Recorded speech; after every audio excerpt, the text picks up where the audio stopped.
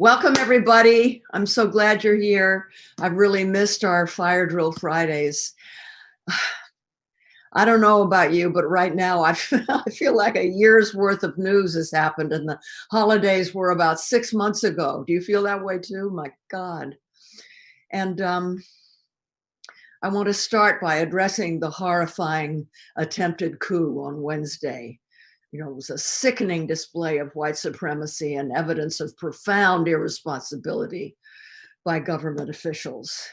It was sickening. It was also a sobering reminder of the wounds we have to heal, and how fragile democracy is, and our unrelenting responsibility to speak truth to power. I was really sickened by the striking differences in the brutal way that Capitol Police responded to Black Lives Matter protesters a few months ago compared to their absence or maybe even collaboration during yesterday's violent insurrection, Wednesday's violent insurrection. It really shows how broken our justice system is. And what happened this week is not going to be forgotten. We can't allow it to be forgotten. The events at the Capitol were born out of an ideology of racism and hatred and desperation. But it's important that we realize that it's precisely because our movements are gaining ground and winning victories and fundamentally changing the shape of American democracy that has blatantly exposed the deep corruption of our opponents. You know, white supremacy, like patriarchy, it's a wounded beast. And there's nothing more dangerous than a wounded beast as it flails in its death throes. Let's make sure that they are death throes. The truth is, we are winning. Most people are deeply concerned about climate change and injustice and economic injustice and want to protect the future of the planet.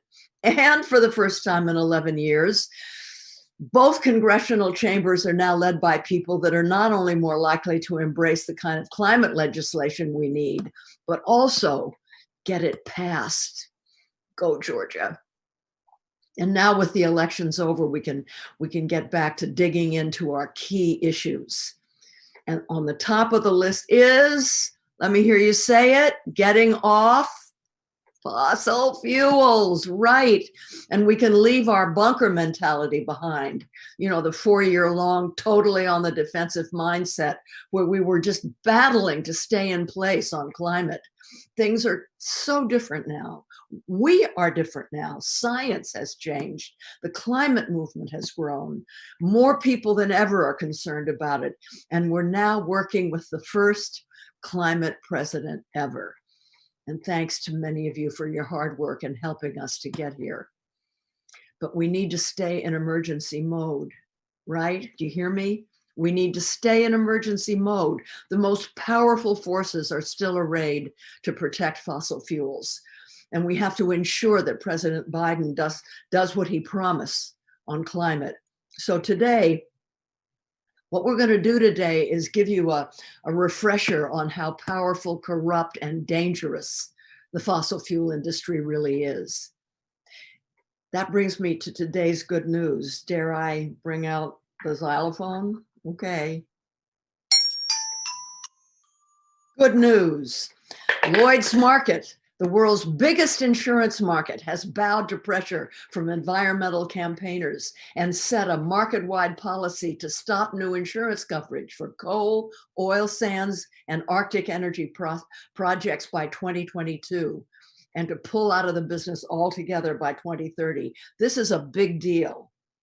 Good things are happening. And now let's talk about fossil fuels. You know, a lot of people and organizations are fighting like hell for the climate by focusing all their efforts on the sustainable energy sector. And that's great.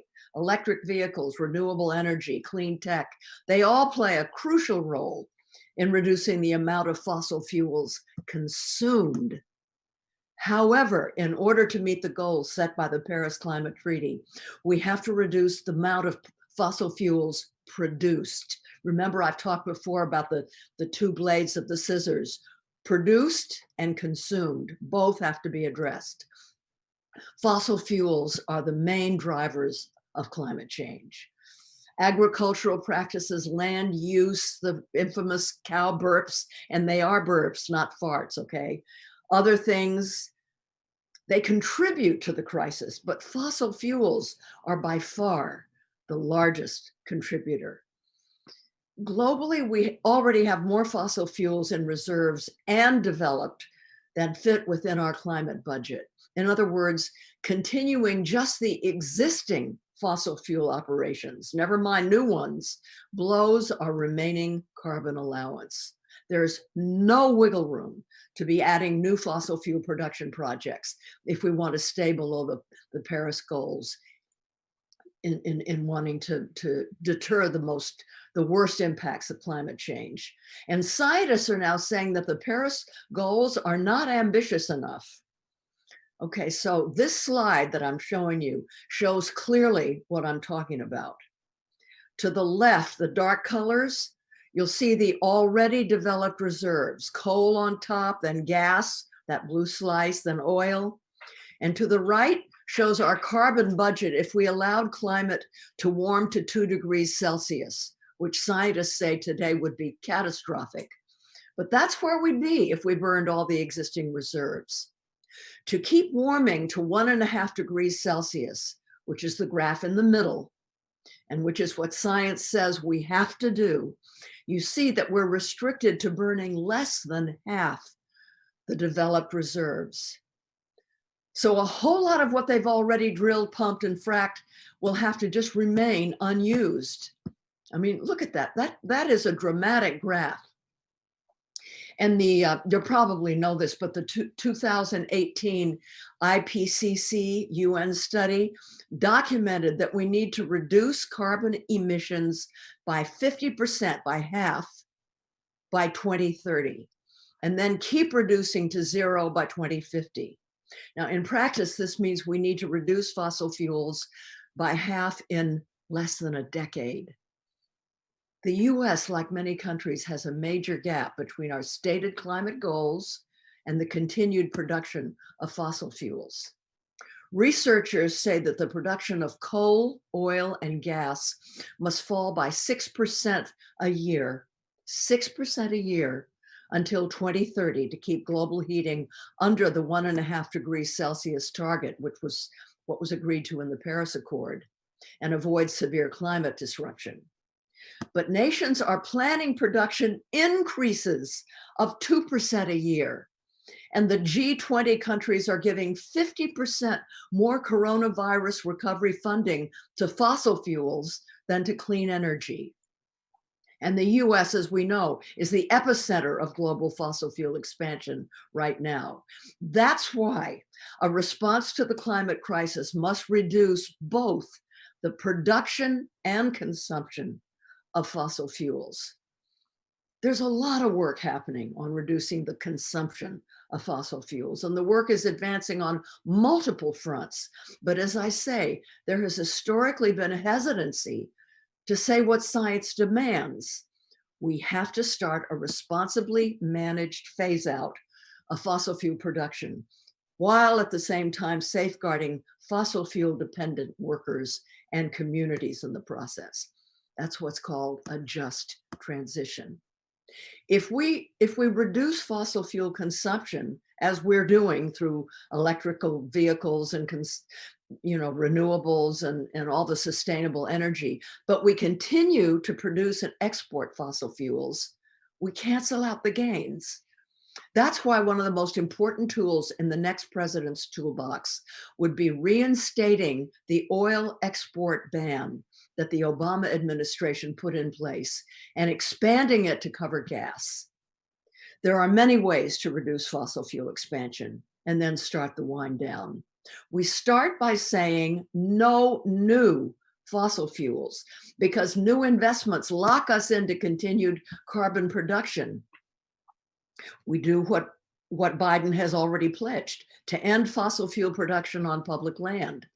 We stop fossil fuel exports, fossil fuel subsidies, and fossil fuel overseas financing. I mean, the science is so clear and so dire that some countries are already starting to do those things. I announced last month in December that the Danish parliament announced that it will cancel all future licensing rounds for new oil and gas exploration and production permits in the Danish part of the North Sea and end existing production by 2050. As a major oil producing country in the EU, Denmark's announcement is a landmark decision toward the necessary phase out of fossil fuels. Additionally, the political agreement allocates money to secure a just transition for impacted workers. And then just last week, believe it or not, December 2020, the UK announced a new precedent-setting commitment that would end virtually all of their overseas support for fossil fuels, which will take billions in government-backed finance for oil and gas off the board, and will hopefully influence other governments to take similar steps. The Biden campaign has committed to ending US export finance for high carbon projects. And this UK commitment sets up a strong case to end US support for oil and gas as well as coal. We simply must transition off fossil fuels. And the longer we wait, the harder the challenge will be, and the fewer options we're going to have to do this in a way that is responsible and just.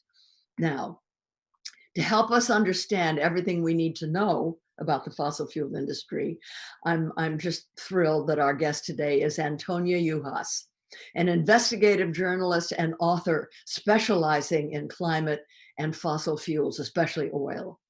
She writes for Rolling Stone, Harper's, Newsweek, Atlantic, the New York Times, CNN, The Nation.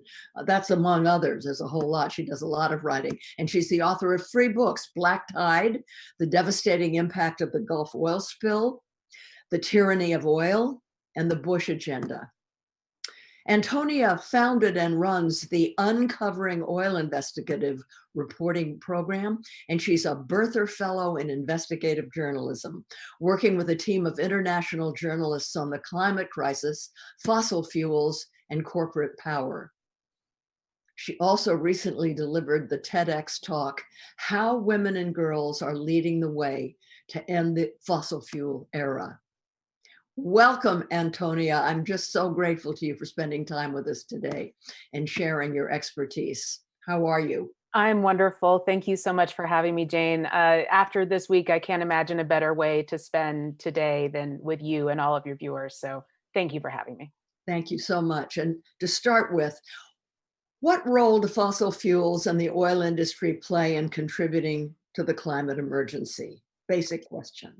Well, the primary means of global warming, the primary contributor is the burning of fossil fuels. And we have spent 150 years with a fossil fuel industry that has been hell-bent on expanding its operations, expanding dependence to its products and dependence to the industry as the purveyor of those products. And through mass expansion of production all around the world, we have a world that is now hardwired still to oil in particular and fossil fuel products. But the industry has contributed not only by driving its wedge into political decisions, economic decisions, decisions that affect our health, our welfare, social justice, environmental justice, equity, wars, peace, pollution, the environment. But on climate, in addition to producing the product that contributes the most to global warming and the climate crisis, we also, I think, should start off by talking about the denialism of the industry that companies led by ExxonMobil discovered in the mid-70s, that the burning of fossil fuels would cause disastrous impacts to the climate, leading to disastrous impacts for humans and our environment and other species, then sat on that science and then pushed an aggressive, heavily financed campaign to make us believe the opposite, that the opposite was true, to fuel and finance climate denialism, while they continued, of course, to pump this resource into our economy, our politics, our veins, losing decades of time where more destruction happened, and decades of time that we lost fighting, just trying to say climate change is real. The burning of fossil fuels leads to climate change, having to just make that argument and lose all that time on action. Yeah, if they had told the truth, we could have had an incremental phase out, right? I think It's if they had told the truth, yeah, sorry, go ahead. Well, it's because of their dishonesty. I mean, I think they should be tried for crimes against humanity and the environment, because the reason that we're in this incredibly small window, this tiny little window of time to do something unimaginably hard, is because of them. Yeah, I mean, it's not just that we, I think, lost that time for action. It's also the energy, money, time, effort that's been expended over decades in just trying to grab a hold again of the science that they have always known to be true, that the burning of fossil fuels damages the climate to disastrous impact. That was in the original 1970s findings of Exxon. And we've also learned that Shell had at the similar time, similar studies. And we're still in this waste of time, waste of energy, waste of money that supports what is known by the purveyors of the myth, knew it to be a myth from the beginning. Fortunately, I think I believe that we have come out of that time, I would say, where that dominates so much energy. But it is, as you say, just this tragic loss of time. But it also speaks to the extreme wealth that this industry had accumulated, which was part and parcel to its influence over politics and policy. So it also constrained, of course, not only the options that were available on climate, but the options that were available through our political system on, how to best rein in the use of fossil fuels. So while we've been dependent on it, limiting the policy options that were available to address fossil fuels directly, primarily through their deep control, the industry's deep control over decades of politics, policies, and governments as well. I mean, the fact that the former CEO of ExxonMobil, because Rex Tillerson, was our Secretary of State. I mean, it's just a Secretary of State who found the Trump administration to be too unwily, too difficult to deal with, and so he left. I mean, that actually is even, to say where we are now with the Trump administration, which I wrote an entire book, The Bush Agenda, which was about the ties between the Bush administration and the fossil fuel industry, and I thought that was going to be the pinnacle of U.S. Intertwining with the fossil fuel industry. The Trump administration took it to an entirely different place. And actually, the Trump administration went so far in granting every wish and dream of the fossil fuel industry, and doing it in a way that was so harming to the industry's public face, that I think that's why Rex Tillerson actually found that it was not worth it was harming his ability to move forward in his work to stay within the Trump administration. And that is saying, a tremendous amount. So tell me something, or tell us all something. How much oil is left in the world? And how does this affect the behavior of the fossil fuel industry? So for a very long time, the conversation for decades, starting in the 70s, was about this concern over reaching peak oil, the point at which the supply of oil would be diminished around the world. And I actually think over decades, an increasing attention was paid on that fear, that uncertainty about what that would mean, and that the actual concern about what it would mean when we got to peak oil. I think, for example, for many environmentalists, when they were talking about raising concern about peak oil, what they wanted, although this part of the conversation didn't happen often enough, was therefore, the problems that are going to emerge when we get to that point, we want to head off. So because it's going to be disastrous, so we need to get off of oil faster. But that second part of the conversation didn't happen enough. What happened more was this concern, we're going to hit peak supply. And that, I think, fed into the industry's ability to say, yes, it's, we're really worried about hitting peak supply, so you need to let us go anywhere, go everywhere for oil. And that's what happened. Really, the floodgates opened up on, going far deep into the ocean, into tar, removing the boreal forest in Canada to go deep into the tar sands, to break into rock and shale all across the United States, all across the world, to get at a bit of oil or natural gas. We opened up every vein and they've tapped into it. And so now there's oil everywhere. I don't see that we're going to run out of it anytime soon. The main concern for the industry at this point, and that is the hope for getting off these fuels, is peak demand. That we have actually gotten to a point where the world has woken up to these threats and dangers. And I think more importantly, from the history of oil development in the world, which is just 150-year development, wherever there has been production, transport, refining of oil and other fossil fuels, there has been a community on the front line that has resisted from the very birth of the industry. And I think that what has changed is that more people are now listening to the voices of those who have the longest experience with those harms, the experience with resisting them and overcoming them, at the same time as more of us have also become frontline people suffering on the front line. So for example, I'm in Colorado. There's fracking down the street from me. There didn't used to be a year ago. Now there is. Now I'm on the front line. And more of us can now appreciate through that experience, and through, of course, far worsening climate impacts, so many more people suffering the harms of the climate crisis. We can now appreciate and finally fully listen to those primarily people of color, communities of color, indigenous communities, low-income communities who have suffered these harms the greatest, the longest.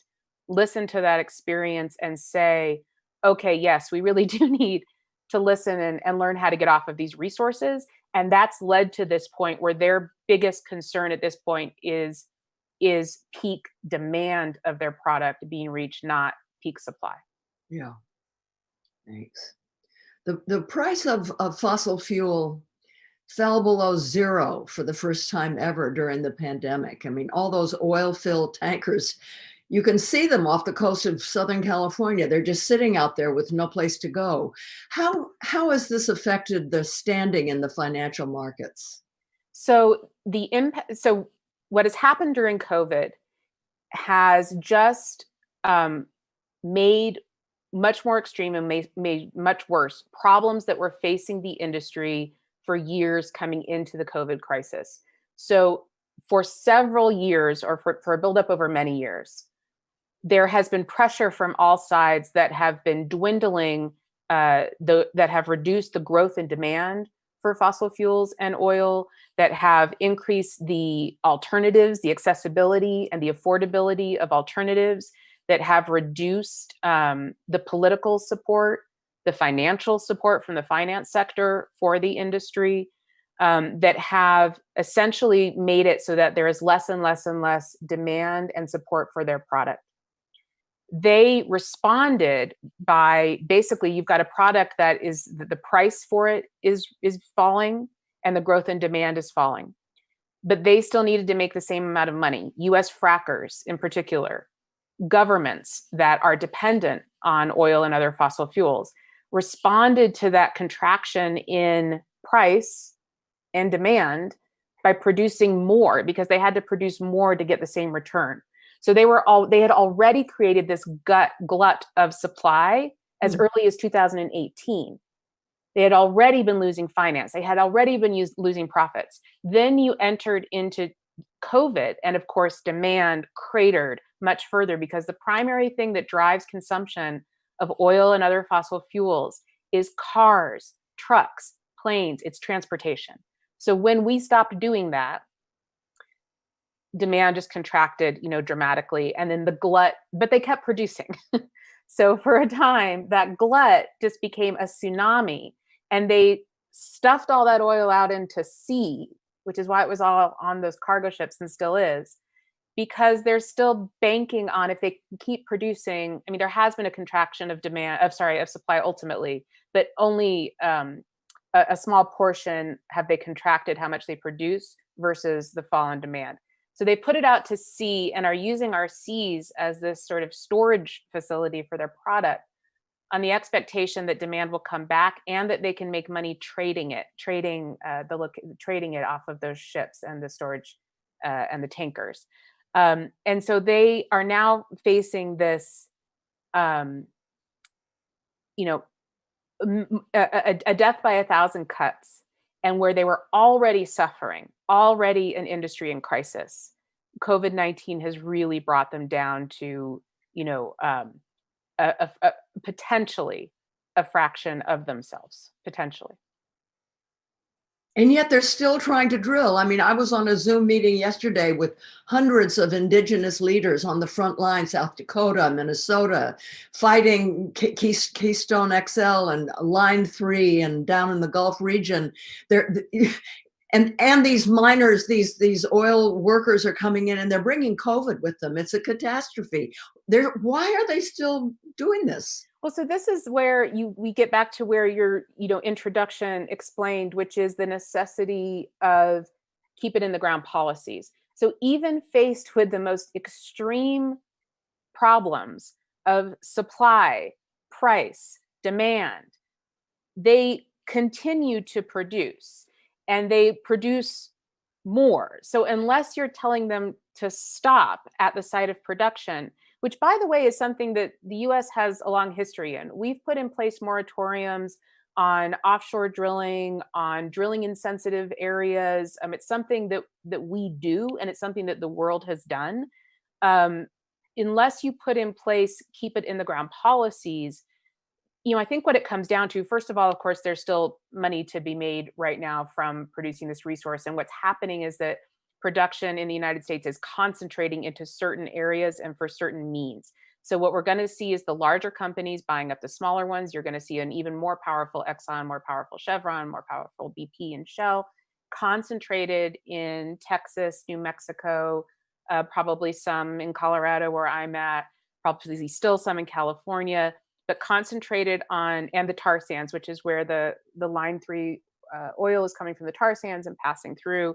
And all of these, and Dakota Access Pipeline, are oil that is coming down into the Gulf Coast to be refined into the feedstocks for plastics, which they believe they'll still have a market for, and to be exported out, to be sold into other markets that are still seeing growth in consumption, which is primarily in East Asia. They also all believe, I believe every oil company believes, that they're going to be the company that sells that last barrel of oil, and it's going to be worth a lot of money. Right. And so even when we have, for example, BP, which has talked about shifting itself to be a green energy company in the future, even in their most ambitious plans, they still they still state right now that at least 2/3 of their operations will be oil and natural gas, still, even in their most ambitious hurdle, because they believe there's still going to be a market and they're going to keep producing it. And their plans for production are far more than we can have to keep to 1.5 degrees Celsius and for conditions of environmental or social justice or public health. Yeah, well, the graph showed that very clearly. So you mentioned exporting. Let's talk about exporting. I mean, the Obama administration had a ban on exporting oil. That was lifted by the Trump administration. Why should we make stopping the exporting of fossil fuels a major demand? Well, I think it's emerged as a major demand because right now I think it's quite clear that the industry in the United States sees its future in exports. That is the way that the industry intends to save itself, either, as I say, through converting oil and natural gas into the feedstocks for plastics to be exported Liquefied natural gas is now booming with new construction sites for exporting of liquefied natural gas. Again, it's all concentrating down in the U.S. Gulf Coast. Product coming from indigenous communities, lands in, as I said, Canada, in North Dakota, in Texas, in New Mexico, then passing through, they don't call it Cancer Alley in Louisiana, where all of this product ends up getting concentrated for nothing. These are Black communities that have suffered from decades of harm from the fossil fuel industry that are now the new sites for this export industry that's building up. It's also, the exporting is not just about how the industry hopes to make money from the product. One of the other ways that I believe they hope to save themselves is by the trading part that I mentioned. So trading in fossil fuels as a commodity that is something to make money just from the trading from. So you've got Wilbur Ross, who is the current Energy Commerce Secretary, makes his money from shipping of fuels on those tankers that we talked about. That's how one of the many ways that he makes billions of dollars. That they could, if they're able to keep producing. So if you don't stop at the point of production, if they're able to keep producing, they're coming up with all sorts of ways to make money. If the only thing that we're focusing on is that consumption end, then they're going to find other ways to make money: plastics, trading, liquefied natural gas, et cetera. And that's where the exports come in. Right. Thank you for that explanation. Yeah, we're next week, our guests are going to be from the Gulf area. And boy, do they have stories. It's just unthinkable what's going on. But yeah, last year, Exxon announced our future is plastic.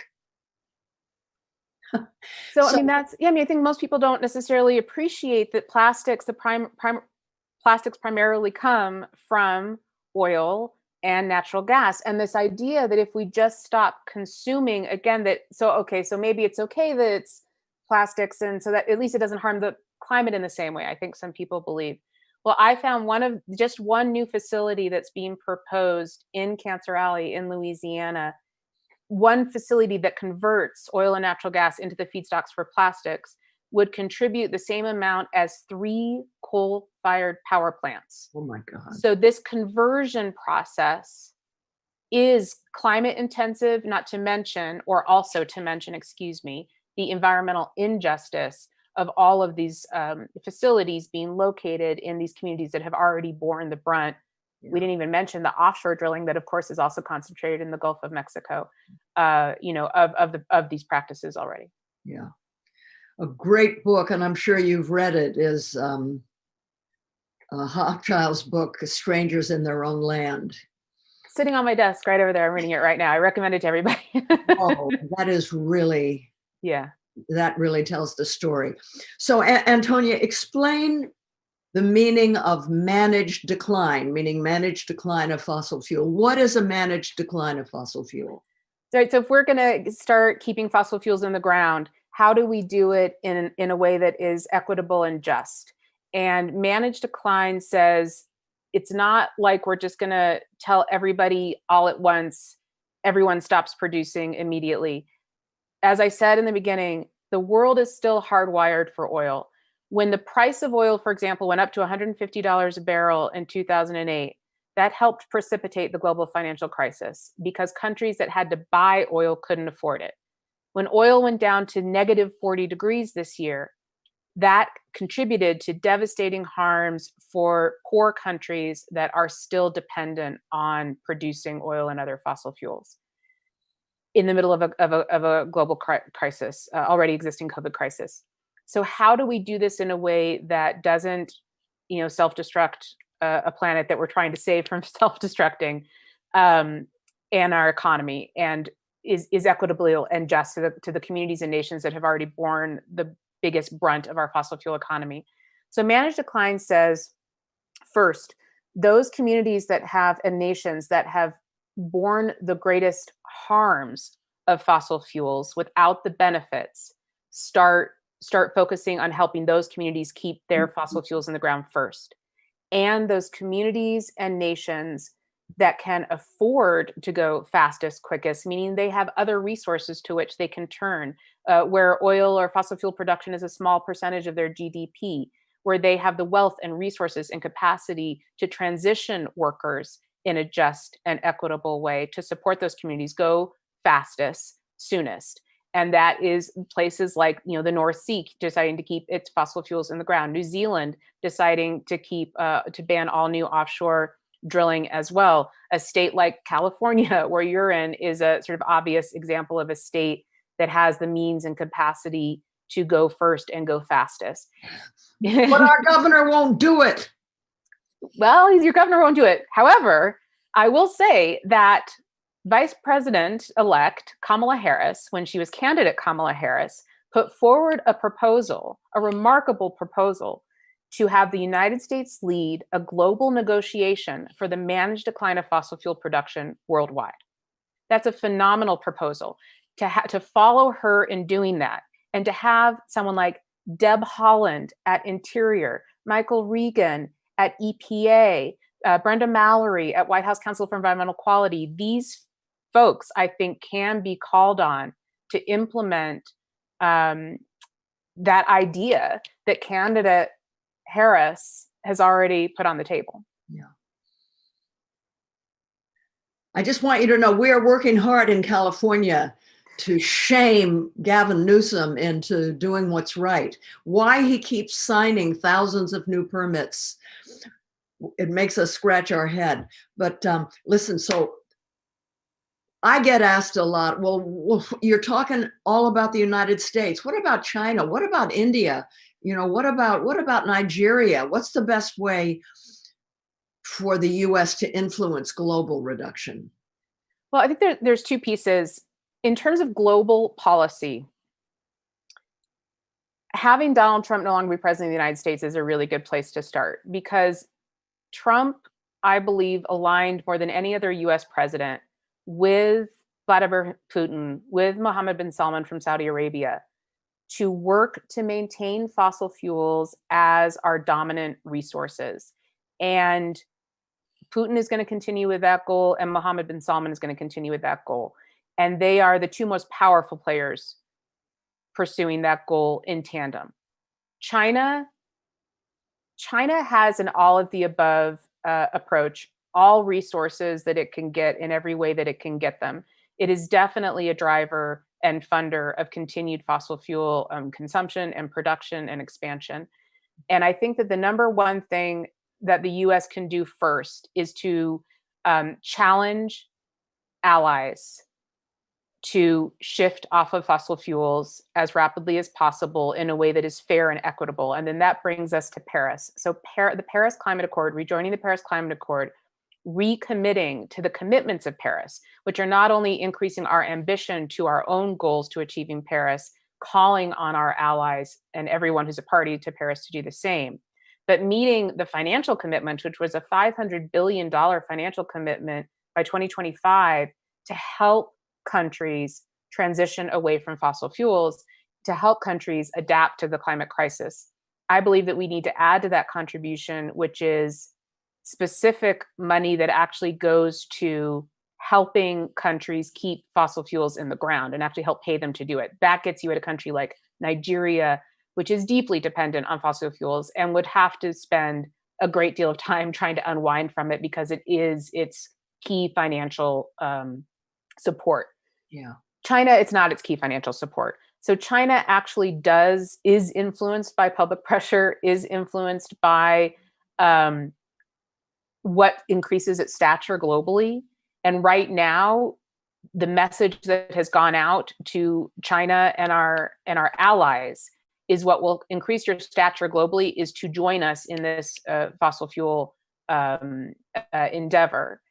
And by shifting away, by supporting the production of renewables, by supporting the market for renewables, it will help push China to see that as a means of increasing its own influence and its own position, which is to join that, that team. Am I crazy, or does Biden have something in his climate plan that calls for us sending money to countries like Nigeria and others to help them get off fossil fuel. I'm not sure if that's happening. I'm not positive. Seem to think so. I watched with great pleasure your TEDx talk, which I just loved. And so I want you to tell our audience, in what ways do you think gender and female leadership are tied to the fight to stop the climate change? Well, thank you for bringing attention to it. So, the topic of my TEDx talk was how women and girls are leading the way to the end of the fossil fuel era. And it's based on my reporting where I have, traveled the world. I've been in a submarine at the bottom of the Gulf of Mexico at the site of the BP oil spill with Dr. Samantha Joy, a woman leading in these incredible efforts across Afghanistan, looking at the role of oil in the war in Afghanistan, across the United States, across the world. And I've continued to meet women who are at the forefront of these efforts. And I think the main reason why is that women and girls are so disproportionately impacted by fossil fuels in the climate crisis. Women and girls are 14 times more likely to die in a climate emergency than are men. Living near oil and gas operations increases the likelihood that a woman will suffer a preterm birth, the leading cause of infant death in the United States, significantly. Women and girls are responsible for up to 80% of global food production, which means that things like oil spills, the climate crises of drought, of floods, of tsunamis impact their ability to provide this fundamental resource. And they have stood up in resistance to these impacts and have led resistance campaigns, across what we were talking, before we started about Dakota Access Pipeline, Line 3, these are all examples of places where women have taken leadership positions in the Gulf Coast. I featured Sharon Levine, a 67-year-old woman who lives in Cancer Alley, who has been leading efforts there. Jacinda Ardern of New Zealand, the first person to implement a federal just transition office in New Zealand at the same time as she put in place a moratorium on new offshore oil and gas development. Your organizing and your work, and I think the examples just abound of women that have taken these positions. And I think highlighting and drawing attention to their work and the disproportionate harms they face. Also, I would add women as environmental defenders who have faced incredible death risks, harms, sexual assault, sexual abuse in those roles have also proven their bravery against, devastating odds also in doing this work. Yeah,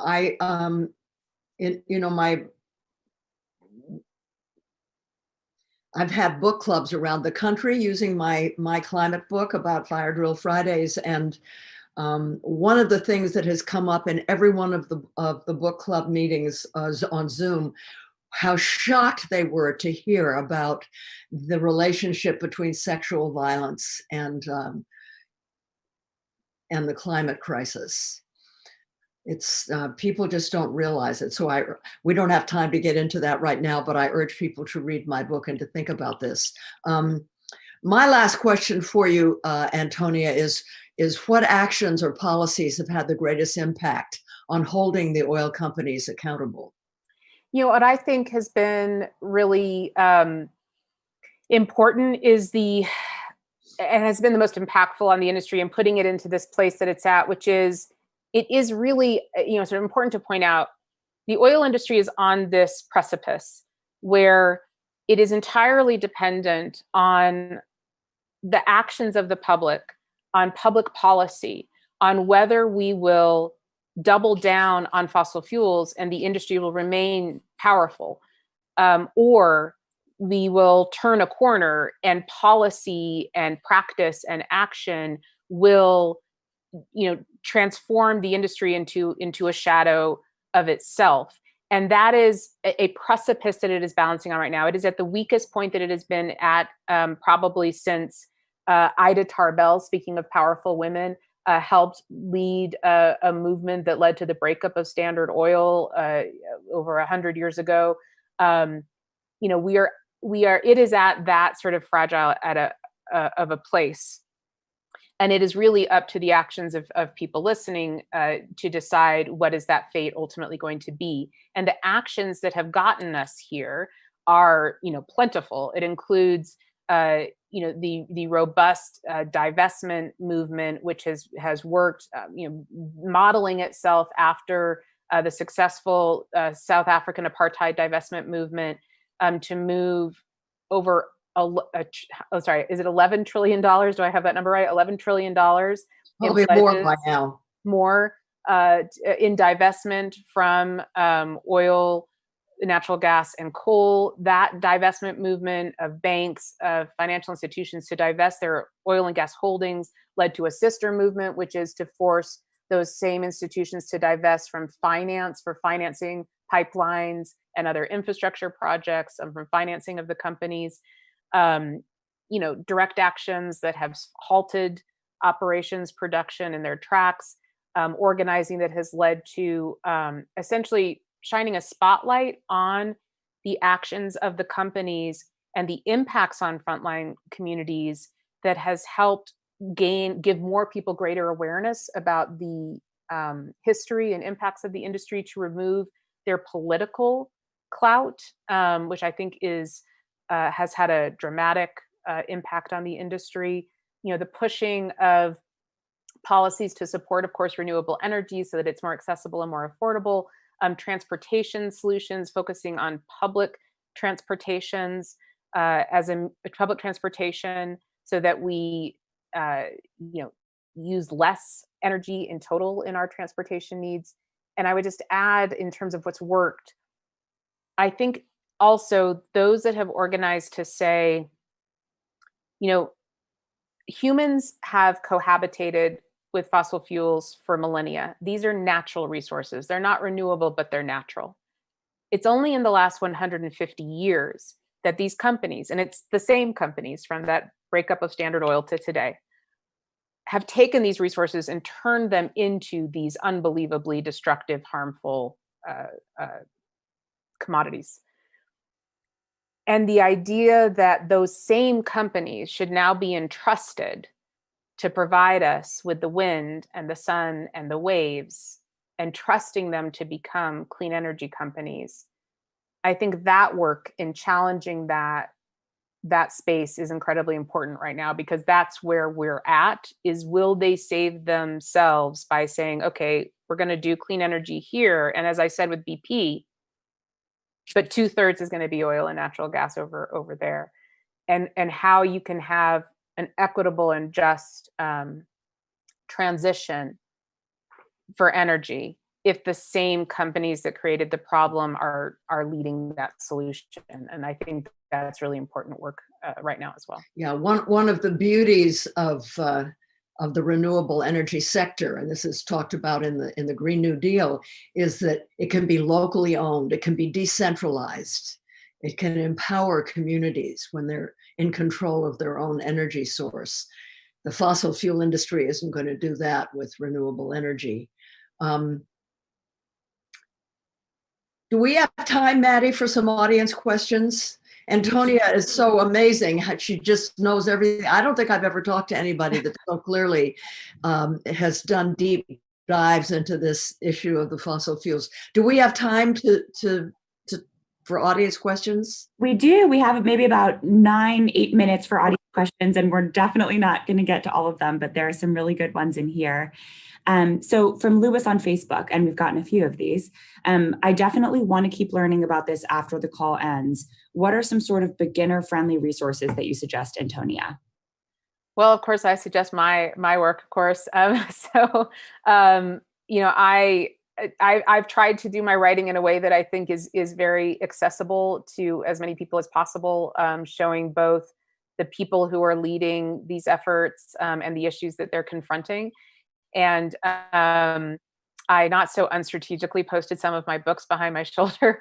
So you can look at my books, Black Tide, The Tyranny of Oil, are two in particular on these topics, looking at the relationship of war and militarism. And fossil fuels is my first book, The Bush Agenda. And then the rest of my work is on my website, which is antoniajuhasz.net, which I think we'll share a link on. And then, I link to a number of groups that I think do really great research on this. Oil Change International is a really good resource and place to look at. The Stockholm Institute is another one. And I'm going to forget lots of groups right now trying to do this off the top of my head. So check out my site, which has links to lots of good groups. Thank you. And this was touched on right before we switched over to audience questions, but from Jimmy on Zoom, is there a plan in place to help fossil fuel workers remain employed if we were to transition to a clean energy economy? If not, how do we help make that happen?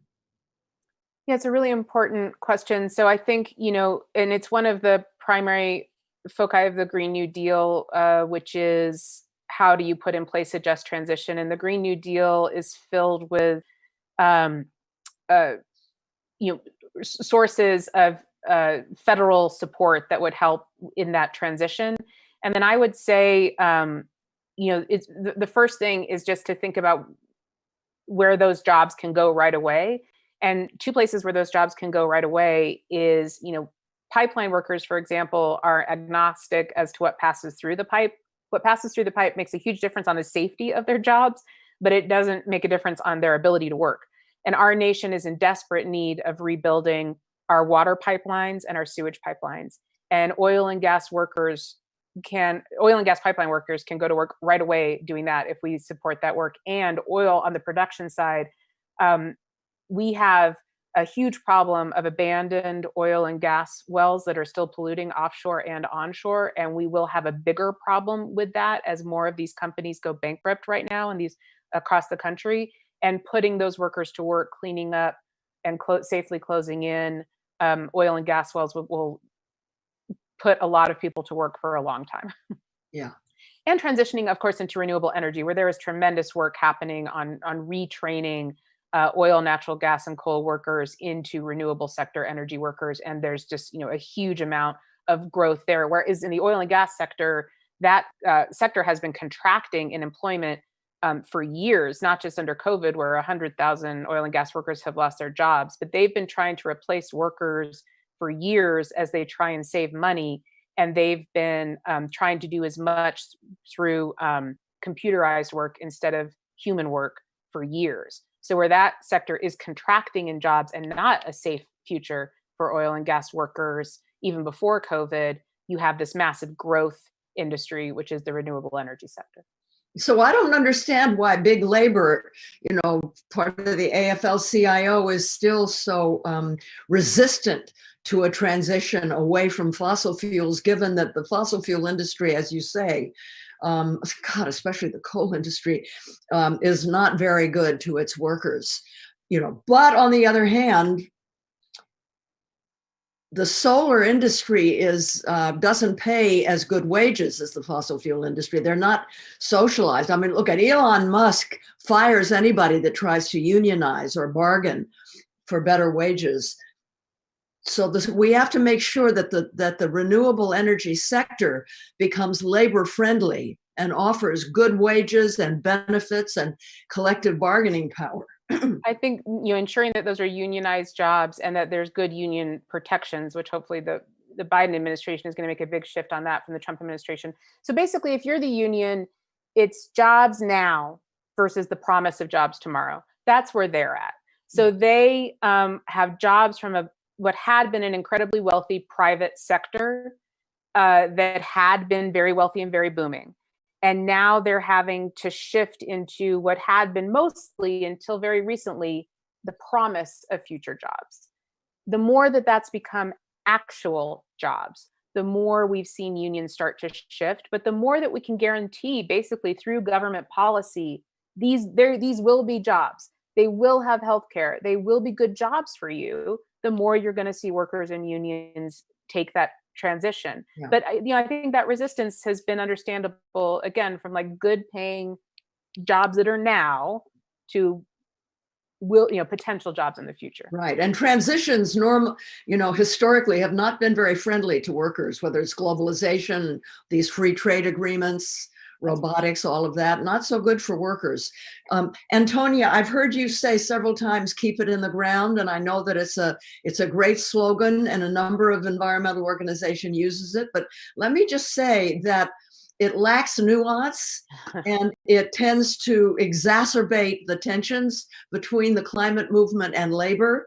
Because again, I just want to reiterate, it means that what we're saying, it sounds like then what we're saying is right now we're going to get off fossil fuel altogether, but we're not.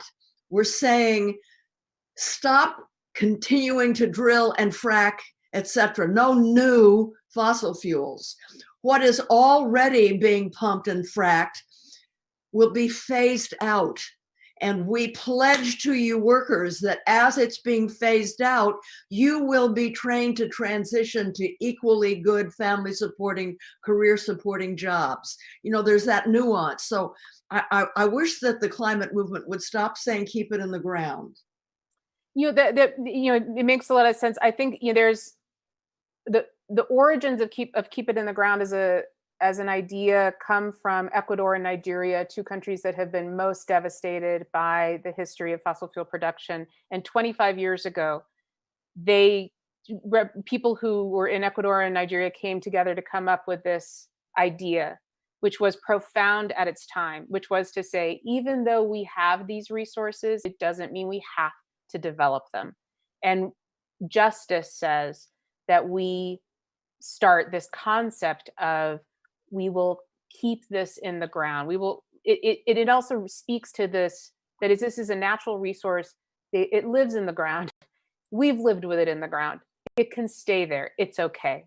And now, as you're saying, to talk with much more nuance of the concept of managed decline, which is it's not everywhere all at once right away. It's managed, it's equitable, it's just, and it's done in a way that ensures that has policy and public support that ensures that workers and communities can make that transition. Yeah. Joe Uline is in the chat room. He's with the Labor Network for Sustainability, and he says the fossil fuel industry is one of the highest union density industries in the country. Jobs now. But we should not think narrowly that fossil workers shift to renewables. Think broadly about the economy and establish a federal just transition program to help them. Provide a 5-year window of wage and benefit parity, along with education and job training. And then he suggests that people go to the website, laborforsustainability.org. Thank you, Joe, for that. Unfortunately, we're out of time.